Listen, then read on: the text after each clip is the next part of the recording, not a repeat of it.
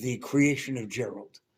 And it was the character that created more havoc, that created more audience reaction than anything we ever did. And all we wanted to do is create a villain that would offset Ladmo's incredible positive image without being the guy on the white horse. He was not heroic. He was just an ordinary guy, kid-like, who got ordinary grades, and everybody loved him.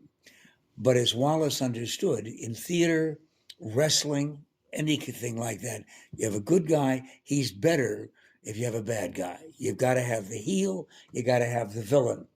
And so he said, well, the only way that you could create a villain on a show like this, where the kids are watching, you can't have an adult villain, because that suggests that you're showing disrespect to your elders, right? So it would be a very, very sensitive walk to take every day. And so we said, automatically got to be another kid. What other kind of kid? Well, it would be the kind of kid who got straight A's, was extremely well-to-do, very privileged, and none of those things were bad unless the subject, the villain, reminded you that he got straight A's every grade period, and that he was the one who lived on the mountain and you didn't. So it was a matter of Gerald being this obnoxious, narcissistic, incredibly well-to-do person that nobody could possibly ever take a liking to. So we introduced him one day because he walked into the set while Wallace and Ladmo were talking. Red Velvet, at that time something else, but it was still semi-effeminate. And they said, "Who are you?" And he answered the question as to why it is that Gerald, with all of those years, could misbehave and do terrible things, still be allowed on the show. It was Wallace's show. Why didn't he kick Gerald off? Because Gerald was the owner's nephew, the owner of Channel 5. So whatever general manager we had, and there were many, they instantly became the uncle of Gerald, which was not thrilling to them once they found out, because they would go into agencies or they had kids, right? And your father does what, right?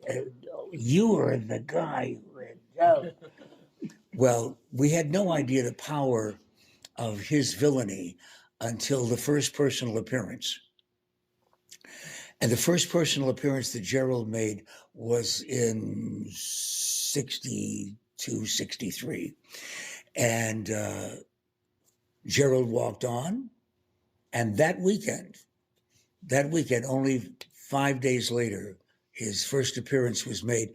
5 days later, Wallace and Ladmo were doing an appearance at Papago Plaza, which is now something else.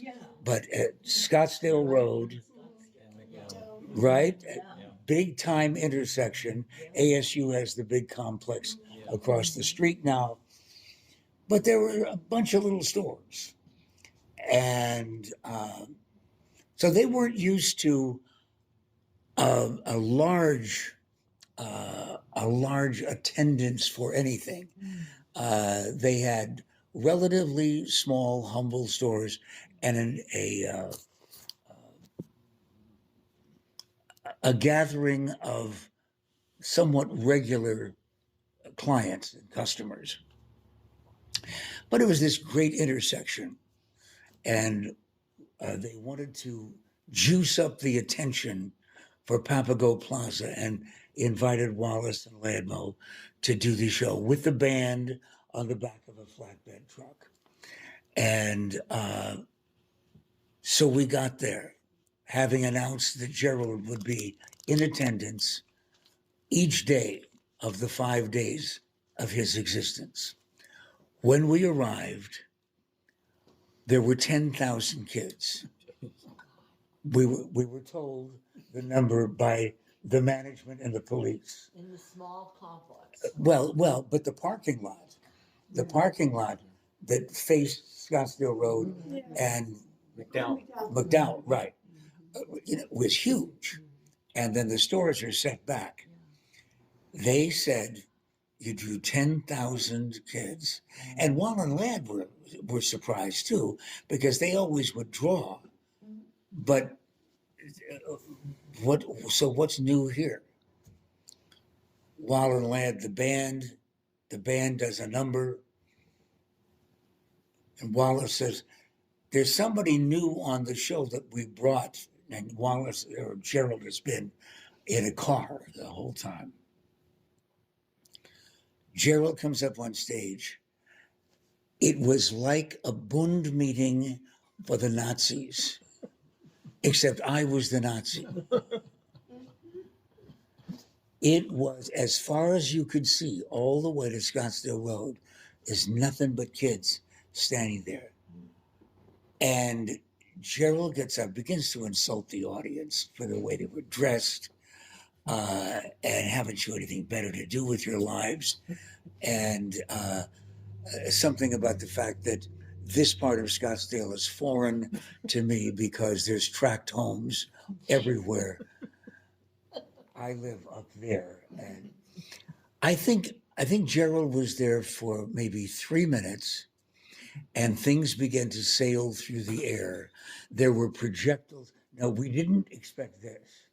There was no reason that Wall and Ladd had ever had any reason to worry about being right, because no, we're talking about stuff bouncing off the piano that was on the back of the flatbed truck, and it was scary. So how did Gerald respond? He began by singing a couple of Puccini favorites, and because he was recognizing the fact that this is what these this level of humanity, these brazen kids, this is what they do. This is what they should respond to. And finally, they actually began to attack the flatbed truck with the instruments on it. And you're thinking, and Wall and Ladd allowed this to happen? Yeah, because Gerald was really that kind of kid. And he's somebody that you shouldn't like, although we didn't expect the near violence.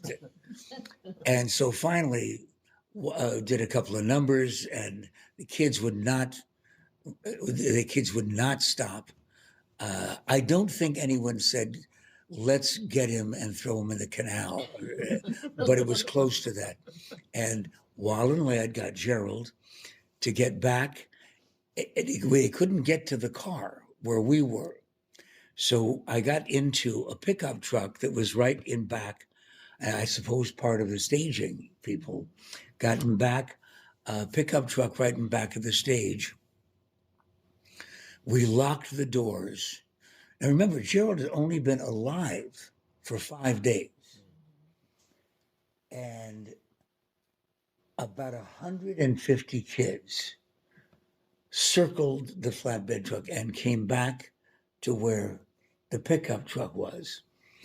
And I don't know, 25 or 30 of them, kids, began to rock the truck back and forth, attempting to turn it over.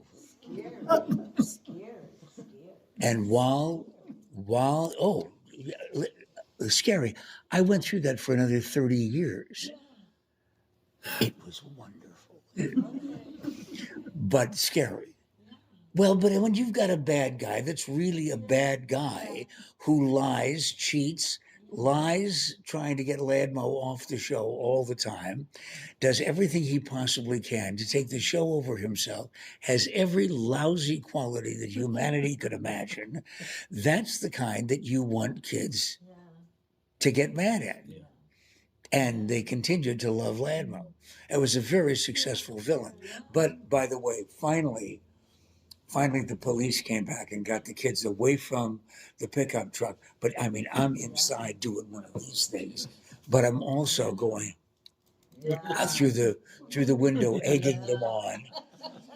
And I found out that at that moment when they were rocking the truck back and forth with Gerald in it, Wall turned to Lad and said, "I think we're on to something here."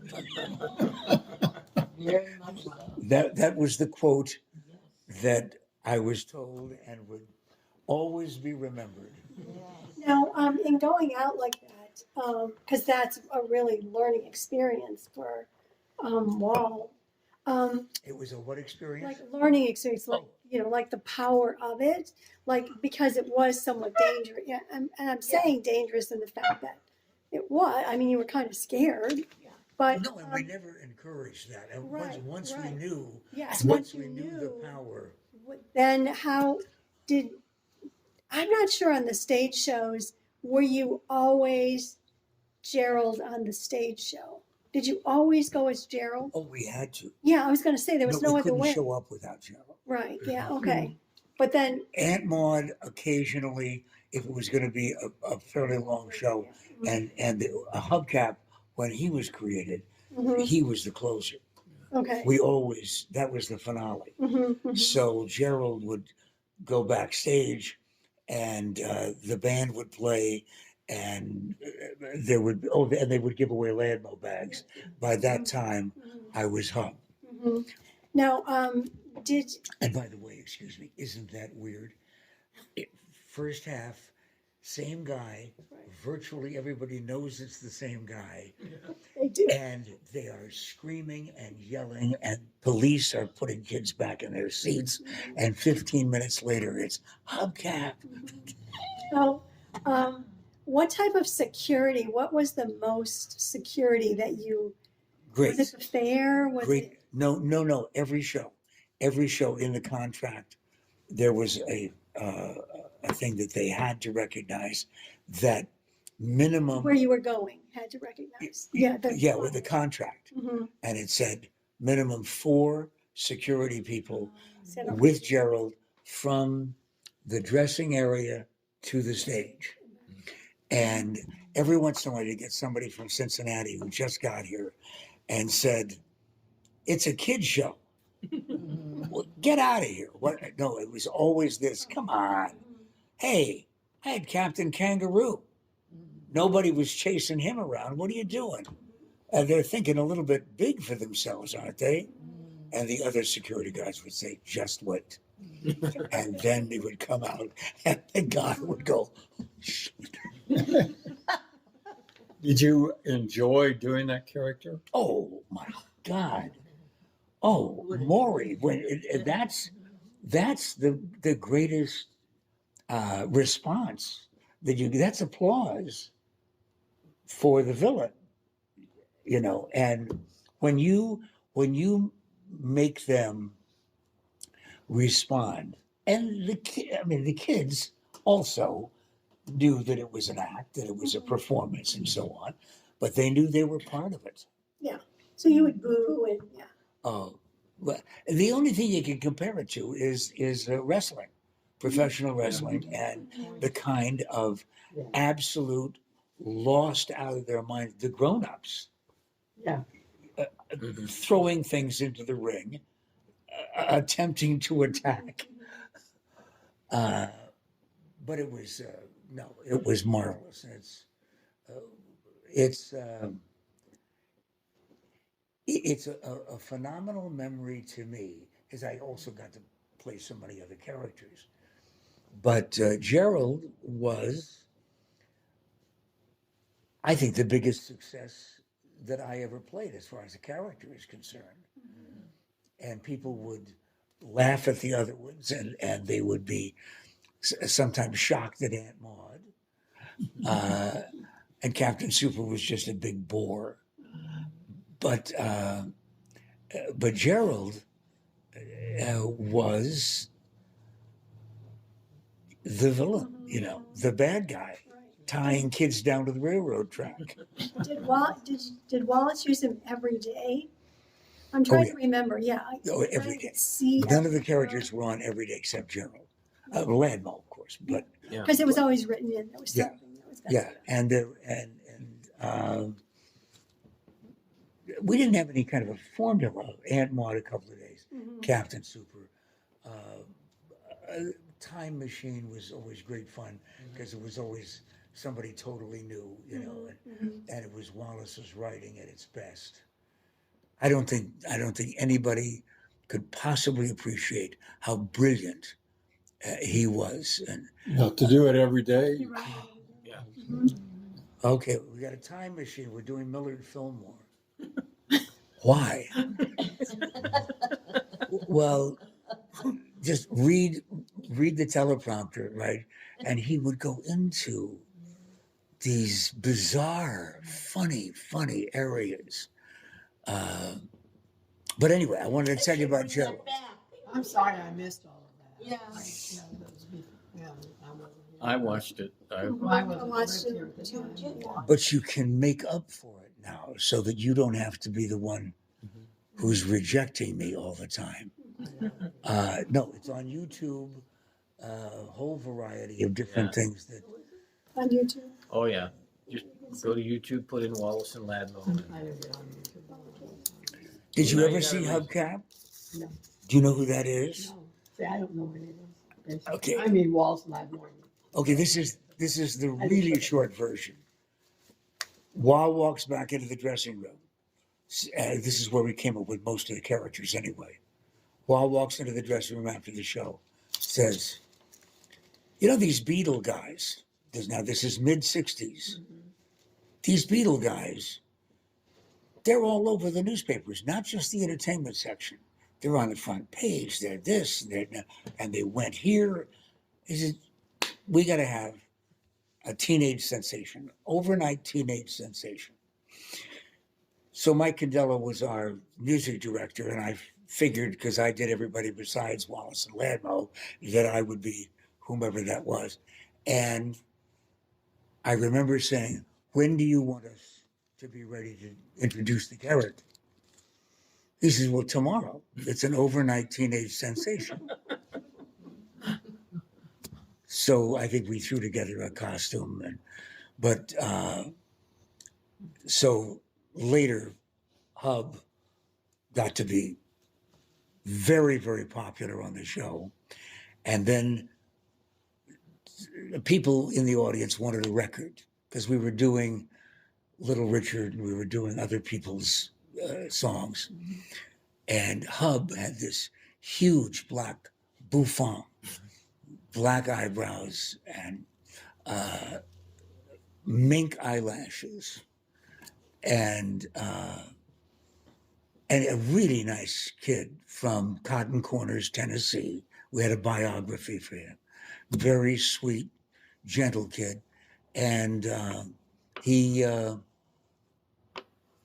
so we made a record, and it became #1 on the charts, even though we didn't believe it was ever going to sell. Who the hell would buy that for a kid show? And Capitol said, "What the hell is a hubcap?" Because the Beatles were always #1 everywhere. And in Phoenix, Hubcap and the Wheels beat the Beatles out of the #1 position on the charts. And they're saying in Hollywood, "What's going on?" They sent a guy over. And by that time, we were doing concerts separate from the Wallace and Ladmo show. And he came over, came backstage afterwards, and he said, "I didn't hear a thing that you were singing. I have no idea." Because even though they knew it was me, the people around here loved having their own overnight teenage sensation. And the auditorium had been packed and people screaming. And he said, "We'd like you to come to Hollywood and have a meeting with us at Capitol Records, the Capitol Tower, see if we can come to some kind of an agreement." What years, what? 60, When did all of that shut down? When was your 65 last to shows 70. and so forth? Hmm? When was the years of your last shows? Of the Wallace show? Year. Uh, When did it kind of well, wait, 90. It was the first day of 1990.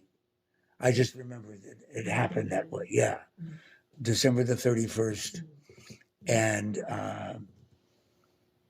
because we had been on 10,000 shows. Wow. Yeah. I remember, 36 years. you know, I was 12 when my family moved here, and I mean, we got here on a Friday night, and then by Monday morning, you know, we were watching it 3 o'clock. And if that's, I remember, 3 Thomas, o'clock in the that's afternoon. what happened. Yeah. That's what happened. Yeah. Yeah. I know that you can, I know it's in there. Is there a picture? Yeah. Steve Allen? There Yeah. it is. What am I doing? On the I think Steve it's name Allen was Steve show, Allen. probably. Are you gonna do work? Maybe? Work? Yeah. So we wound up on Steve Allen. You know, yeah. Yeah, there you are. Show her. Yeah. Show her though. Our own record, thing that got started it all, and we wrote it with lyrics by Albert Schweitzer. That's funny. My wife said the only time I ever could not recognize anything about you was with her. She said, no matter what Am want anybody, she said, at least I could see something I could recognize, you know.